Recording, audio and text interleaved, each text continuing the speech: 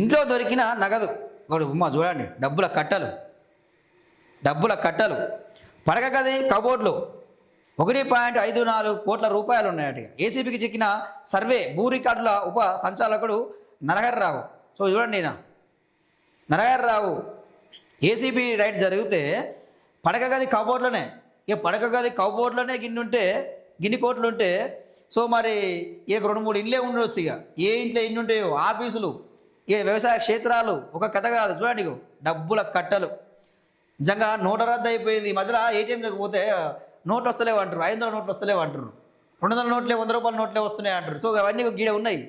గీడ ఉంటే మీ ATM rate వస్తాయి. ఇక మొత్తం కూడా డబ్బుల గుట్ట లెక్కన ఉంది. ఇక బంగారం ఇష్టం వచ్చినట్టు. చూడండి, ఆదాయానికి మించిన ఆస్తులు 13.05 కోట్లు బహిరంగ మార్కెట్లో, విలువ 100 కోట్ల పైమాటే. ఏసీబీ తనిఖీల్లో ఇంట్లో ఇంత భారీ నగదు లభ్యమవడం ఇదే తొలిసారి అంటూ ఇక్కడ ప్రధానమైన వార్త చూస్తున్నామండి. సో ఇక్కడ చూస్తూ ఉన్నాం, ప్రతిరోజు ఏసీబీ దాడుల్లో ఇక్కడ ఇరిగేషన్ శాఖలు అయితేంది, రెవెన్యూ శాఖలు అయితేంది, ఈ మొత్తం కూడా ఎవరి దగ్గర ఏసీబీ రైడ్ చేసినా కానీ 100 కోట్లకు మించే ఆస్తులు ఉన్నాయి.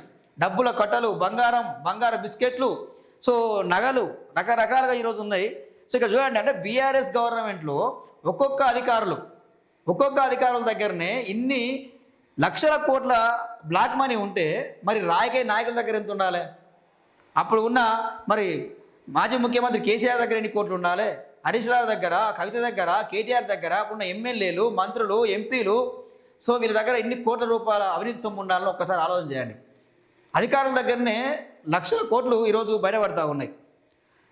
పడక గదిలో బీరువా, దానిపైన కబోర్డు, దాన్ని తెరిచి చూస్తే నిండా 500 రూపాయల నోట్ల కట్టలు, లెక్కిస్తే ఏకంగా 1.54 కోట్లు. తెలంగాణ సర్వే సెటిల్మెంట్ భూ రికార్డులు మల్టీజోన్ 2 ఉప సంచాలకుడు సుంకరి నరసింహారావు అవినీతి ప్రతాపం ఇది. హైదరాబాద్ పాతబస్తీ చత్రినాగర్లోని నరహరిరావు ఇంటికి మంగళవారం తెల్లవారుజామునే చేరుకున్న ఏసీబీ డిఎస్పీ గంగసాని శ్రీధర్ నేతృత్వంలో అధికారులు బుధవారం చేపట్టిన సోదాల్లో కట్టలుగా అవినీతి సొమ్ము బహిర్గతమైంది. ఆరోపణల నేపథ్యంలో కొద్ది రోజులుగా ఆదాయానికి మించిన ఆస్తుల చిట్టాపై లోతుగా ఆరా తీసిన ఏసీబీ బృందాలు మంగళవారం ఆయన ఇంటితో పాటు మరో 11 చోట్ల ఏకకాలంలో సోదాలు నిర్వహించడంతో ఆ గుట్టు రట్టయిందట. సో ఇక్కడ ఆయన ఇల్లుతో పాటు ఇంకో 11 చోట్ల ఆయన బినామీ ఆస్తులు అయితేంది, ఇంకో ఆస్తులు అయితేంది, ఇంకోటి అయితేంది. సో నగదు కట్టలే కాకుండా పెద్ద ఎత్తున ఇతర అక్రమాస్తులను గుర్తించారు. వాటి మొత్తం అధికారిక విలువ 13.5 కోట్లుగా లెక్క కట్టారు. అయితే ఆయన ఆధీనంలోని స్థిరాస్తులన్నీ హైదరాబాద్ శివార్లలోని ప్రముఖ ప్రాంతాల్లో ఉండడంతో బహిరంగ మార్కెట్లో వాటి విలువ 100 కోట్ల పైనే ఉంటుందని అంచనా వేస్తున్నారు. నారాయణగూడలోని సర్వే భవన్లో ఆయన కార్యాలయంలోనూ సోదాలు నిర్వహించి కీలక పత్రాలు స్వాధీనం చేసుకున్నారు. సో 5 సంచుల్లో కుక్కి అటకెక్కించి చత్రికానాకలోని నరహరిరావు ఇంటిని తనిఖీ చేసిన సమయంలో బీరువాపై ఉన్న కబోర్డ్లో ఏసీబీ అధికారులకు తెచ్చి చూస్తే షాక్ అయ్యారు. నోట్ల కట్టలు మొత్తం 500 రూపాయల నోట్ల కట్టలు ఉన్నాయి. ఇక మొత్తం కూడా ఇది ఇలా బాగపోతాం. సో అవినీతి తిమ్మింగలాలు ఈరోజు మొత్తం కూడా భూ రికార్డులు అంటే ఏందిగా మొత్తం భూములను మార్చడం. ఇక వీరి పేరు మీద వాడు, వాని పేరు మీద వీడు, గవర్నమెంట్ భూమిని కూడా ప్రైవేట్ ప్రాపర్టీగా మార్చడం. సో ఇవన్నీ చేసే దొంగలు ఇల్లుగా మొత్తం కూడా అవినీతి తిమ్మింగలాలు ఒక్కొక్కరుగా ఈరోజు బయటపడతా ఉన్నారు.